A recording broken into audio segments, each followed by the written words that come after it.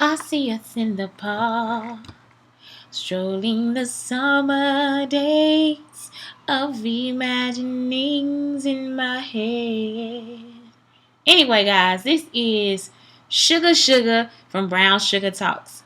Now, I am talking today about black men dating white women. Y'all, this is how I feel. I really don't care. Like, I know, like, it was just like this awesome post. Like, I think I posted it to my page or whatever.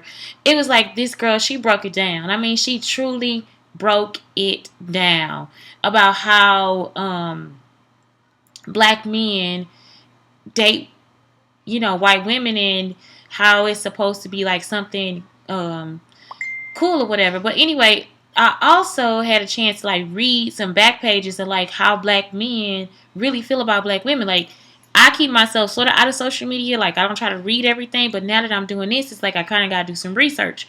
So I go on this page, and I mean, it is like crazy. Like, they're like, we're attitudinal. What else? Like, black girl magic is her nagging at her man. That's why we don't date y'all. I actually thought it was sort of funny because this is the thing. Those are the men that are like abusive and stuff. Like, you cannot want to be with somebody like that. Like, it's almost like just let them go for real. Cause something has to be wrong. Like, if you as a black woman know that you're fighting, like I actually birthed you, and now like my heart is with you, and I'm fighting for you. I'm fighting for your life. Like, when you're out here, I'm voting so this man doesn't get in office, so that, like, like, we as black women have done a lot. Like, we do a lot. And I don't think that is recognized. And when it can't be recognized, you gotta let it go. Because if somebody knew your drive and your position and knew what you were doing to get through their life, it's like, if you ever walk a mile in my shoes. Oh, that's a jam. Y'all, you can see what I've been going through. Yeah. Yeah. Anyway, so yeah, if you ever walk a mile in a black woman's shoes, you will know the fight that we have every single day. We deal with what you have to deal with, plus we have to deal with, like, okay, wait a minute, this man can't get a job, so now it's like we gotta like kind of build him up, okay? He's been through this situation, we gotta build you up. You've been through this, we gotta build you up. Not only that, then we have to raise our sons to not have to go through those situations. And how do our sons handle that mentally? So it is a lot. It's a lot. It's like, I'm not gonna say like it's the biggest burden or anything, but you know what? It is. Like, it's like almost like if nobody else does it, then a black woman does. You see what I'm saying? Like, we do it. We actually do it. And we get it done. We follow through what we need to do. So sometimes we're not always able to follow through. Sometimes we too need support. Sometimes we too need those things that help us get through life. And how do we handle that mentally? And so that's when the whole thing about now is like that move for self-care, because that's part of self-care too. It's like, wait a minute, I want to be able to take care of me too. I want to be there to support me too. I want to be there to hold me down too. Okay, not only me, but I want to be able to show my girl got herself over here too.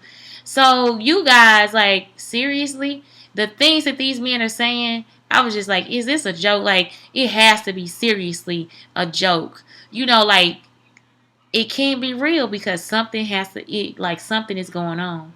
Um, it would be disrespectful for me to give honor and love to my son and then have him grow up and then him have the nerve to put down a woman like that. I mean, whether she be white, black, or whatever, it's just like the nerve to just like have those words to say. And then one guy even got on there and says, what I saw one post where the guy was like, why is it that black women always, their argument is, well, your mom is black, It's like, because, that there, she's like closest to you than anything. And you feel like you have a need to like disrespect her as well.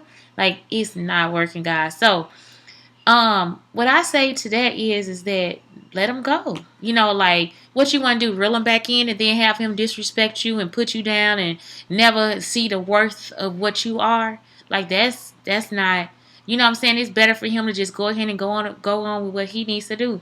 I don't know if that's for me, it's just a way of me having self-care, because I wouldn't want that person in my life. That's an abusive relationship. that is an abusive relationship. He is in an abusive relationship with himself. You understand what I'm saying? Like, so just let him fuck himself up. Like, that has nothing really to do with you or whatever, but like it's almost like I really don't have an opinion about a black man dating a white woman. But I also learned as I was dating white guys, because I've dated white guys. I date every race. So I'm not judgmental. You treat me right, we can go out. You know what I'm saying? Like, you talk to me like you got some sense, we can go out.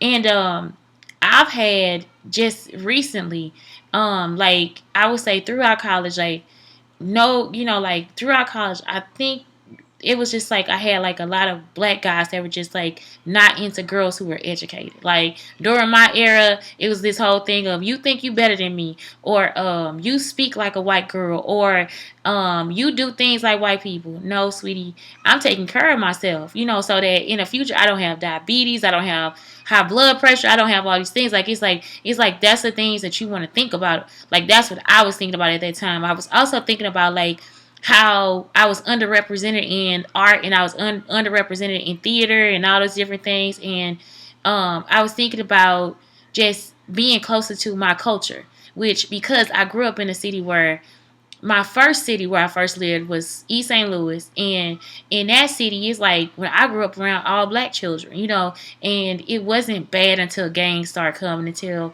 there were shootings and things of like Bloods and Crips and all that stuff. So I went through that whole era. What is Kanye says it's the crackhead era. So anyway, I go through this entire era. And when I start to go to college and educate myself, then I'm ridiculed for being a person that's smart. Then when I get to college, I'm ridiculed for being a person that's just like into myself, like into my blackness.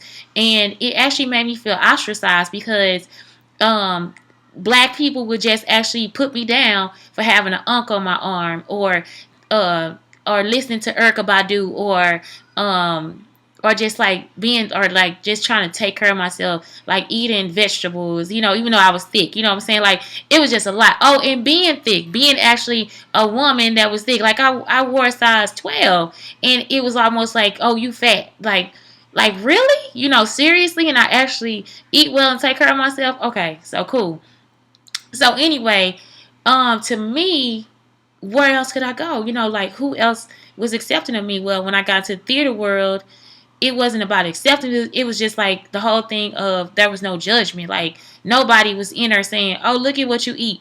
Oh, the unk on your arm, that means the sun god of death, or hell, or whatever. Or oh, you got a wrap on your head. Oh, it's a problem with that. You know what I'm saying? Oh, you too black. I actually had a person tell me I was too black. Okay, so at that point, you just like, wait a minute, what is going on? So anyway, who do I end up dating, or who wants to go out with me? I end up liking those people that like me. So that's what happens. Like you start dating outside your race and whatever. Once I dated outside my race, it was a whole different experience. It wasn't like I was an outsider anymore. And so I think that's what's happening with the race now too. It's almost like everybody is an outsider. You guys don't realize that. Every time, not I, but every time somebody says, "Oh, you being natural is the way to go," because that's you embracing your blackness. Well, you can embrace your blackness any way you want to.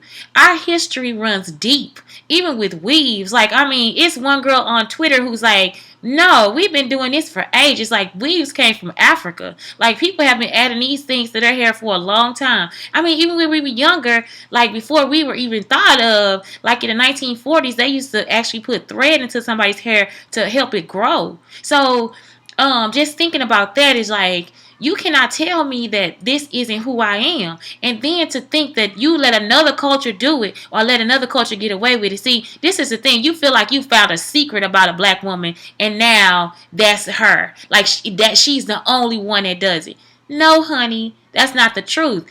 Every race can get weave. Every race has gotten weave. And so that's the one thing you want us to feel ashamed and ridiculed about. You want me to actually look at another black woman who gets up in the morning and puts her face together, puts her hair on, and goes out the door to feel good about herself. You want me to put her down? You understand what I'm saying? And you want me to feel down because I'm not the woman. Because at the end of the day, that's the woman you choose. That's the woman that most people choose. They want that girl with that straight hair. They're going to help her get the weave done, whatever. So anyway, the same thing goes for natural girls. Like, it's almost like you want me to put down somebody who actually gets up in the morning, because taking care of natural hair is not that easy. So at the end of the day, what I'm saying is like, if they date them and they have this messed up situation about black women and their thoughts about black women is wrong, guys, guess what? We just gotta let them go for real. And the other thing is like, just because I date outside of my race does not mean that I don't love a black man. It does not mean that I feel like he's less than anything else. It's just that at that time, it wasn't the best choice for me, and that's it. Like, I just feel like that's it. Like, it has nothing to do with anything else.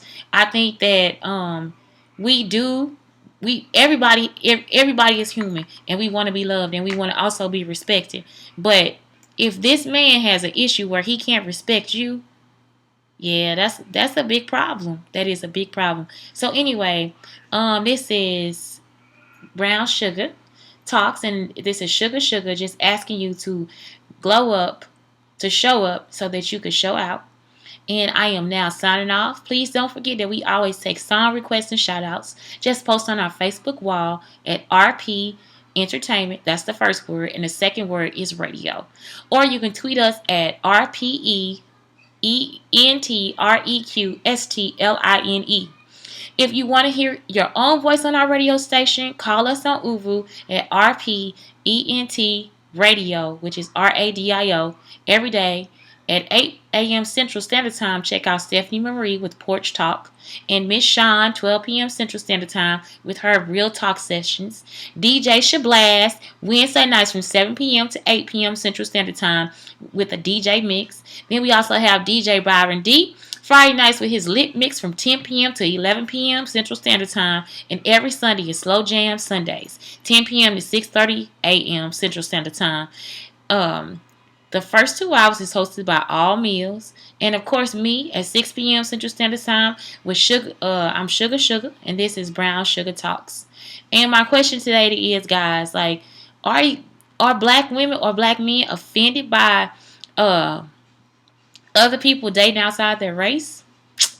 That's a real question, like, and if you are, or if you aren't, like, why not? You know what I'm saying? Or have you ever dated outside your race? Like, what is your opinion on this topic? Thank you, and remember, glow up to show up and show out.